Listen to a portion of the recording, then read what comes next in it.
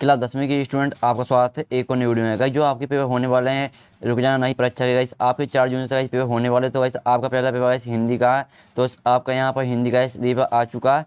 और गाइस अगर आप यहाँ पर वीडियो पूरा देख लेते हैं तो गाइस आपके 80 मार्क्स आने वाले हैं। तो गाइस आपको यहाँ पर कोई टेंशन नहीं लेना गाइस, आपको मैं यहाँ पर सॉल्यूशन भी इसी वीडियो में प्रोवाइड कराऊंगा, तो आप वीडियो पूरा एंड तक बात करिए। गाइस आपके 80 मार्क्स आने वाले हैं।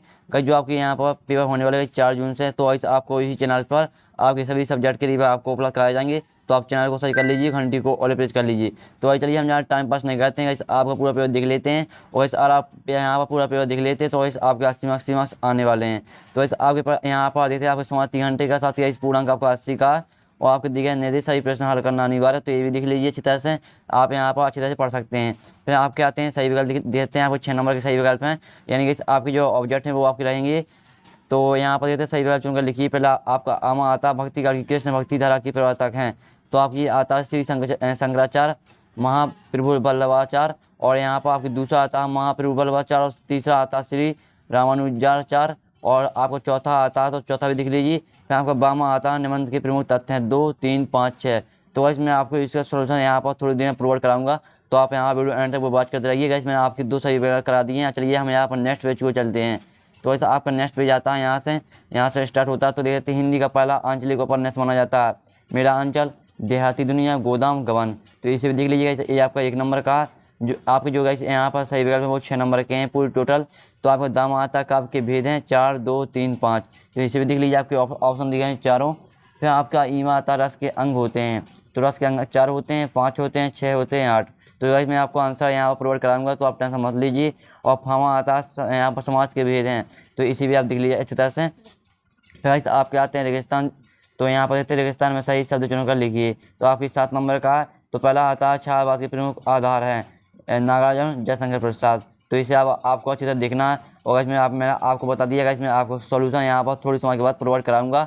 और बामा आता है सूरदास का जन्म सन 1200 में माना जाता है, तो यहाँ पर 1478 ईस्वी में या 1378 ईस्वी में। तो आपके 2 ऑप्शन दिए गए हैं। अगर आप चैनल को ऐसा सही कर लेंगे तो इस आपकी पूरी यहाँ पर जो आपकी यहाँ पर हो रहे हैं रुक जाना नहीं परीक्षा के, तो आपकी रुक जाना नहीं परीक्षा के आपकी पूरी पेपर अच्छी तरह से जाने वाले हैं। आप टेंशन मत लीजिए, आप चैनल को सही कर लीजिए।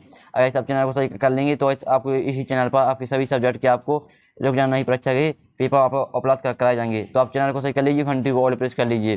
साथ ही इस वीडियो को लाइक कर दें, गैस में बड़ी मदद से मैं आपके लिए इस पेपर लेके आया हूँ।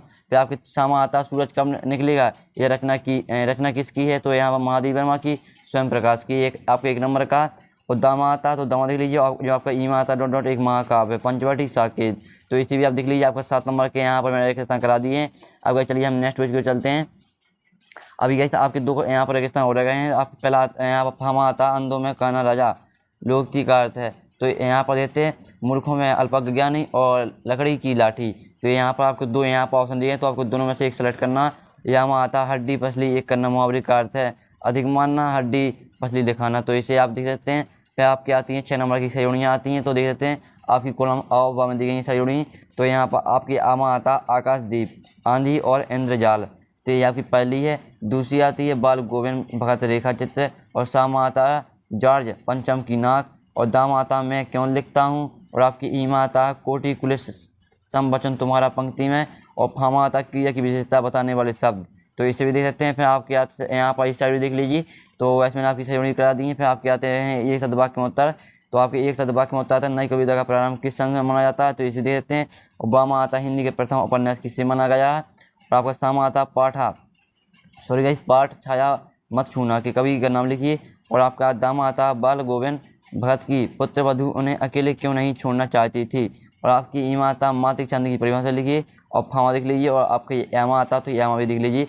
मैं आपको सॉल्यूशन मैं आपको प्रोवाइड कराऊंगा। साथ ही आप टेलीग्राम ग्रुप भी ज्वाइन कर लीजिएगा। आपको टेलीग्राम में सबसे पहले PDF मिल जाएगा, तो आप टेलीग्राम ग्रुप ज्वाइन कर लीजिए।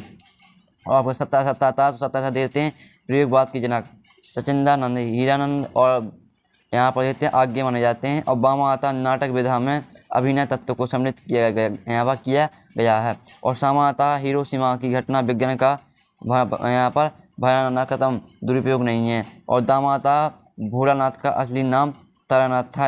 आपको यहाँ पर बताना है सत्य क्या सत्य है। ईमा आता चौपाई छंद में 4 चरण व प्रत्येक चरण में 16 मात्राएं होती हैं। फामा आता नीपा छंदों का प्रयोग वाक्यों को अलग अलग करने के लिए किया जाता है। ये आपका 1 नंबर का है। तो गाइस आपके मैंने यहाँ पर 77 नंबर करा दिए हैं। तो गाइस चलिए आप यहाँ पर नेक्स्ट पेज को चलते हैं।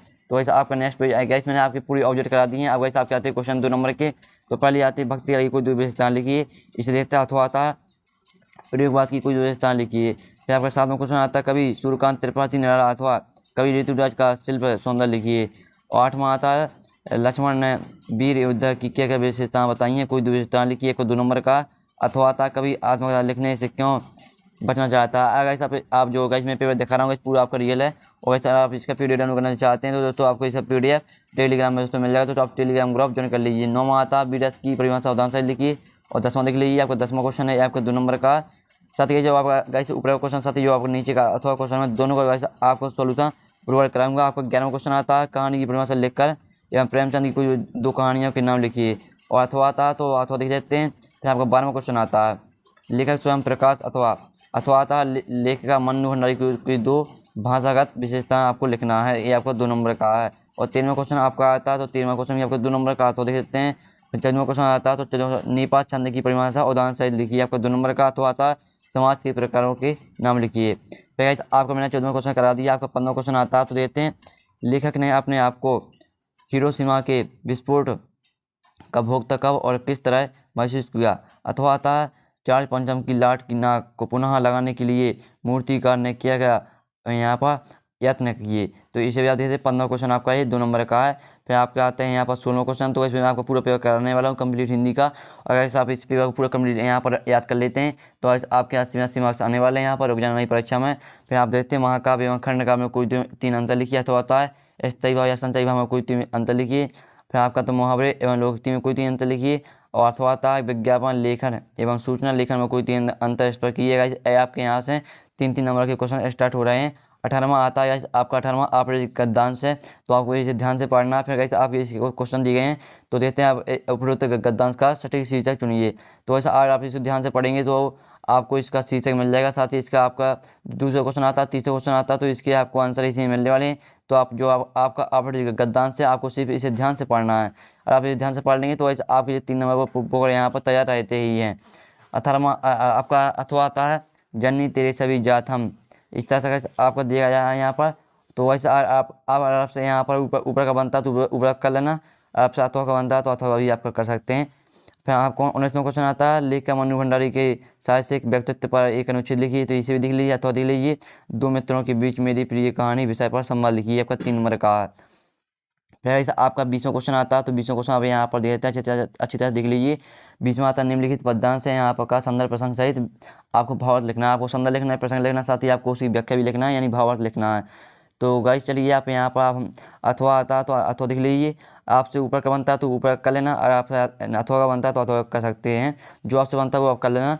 और लेकिन गाइस मैं आपको सोल्यूशन यहाँ पर प्रोवाइड कराने वाला हूँ, तो आप चैनल को सही कर लीजिए, घंटी को ऑल प्रेस कर लीजिए। जैसे 21वां आता है निम्नलिखित गद्यांश की संदर्भ प्रसंग से आपको व्याख्या करना है।